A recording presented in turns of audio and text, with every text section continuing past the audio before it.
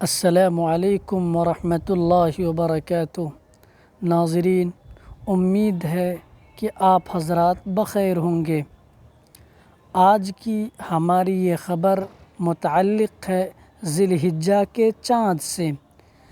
ذی الحجہ کے چاند کے بارے میں عظیم دینی درسگاہ دارالعلوم دیوبند نے یہ اعلان کیا ہے کہ ذی الحجہ کا چاند دیکھا گیا۔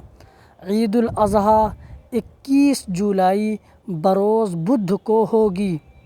دارالعلوم دیوبند نے مزید اعلان کرتے ہوئے کہا کہ آج دیوبند و اطراف میں مطلع صاف تھا، چاند کی رؤیت عامہ ہوئی۔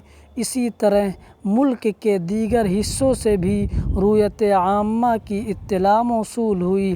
اس لیے دارالعلوم دیوبند کی رؤیت ہلال کمیٹی نے فیصلہ کیا ہے کہ کل بروز دوشنبہ 22 جولائی 2021 ذی الحجہ کی پہلی تاریخ ہوگی۔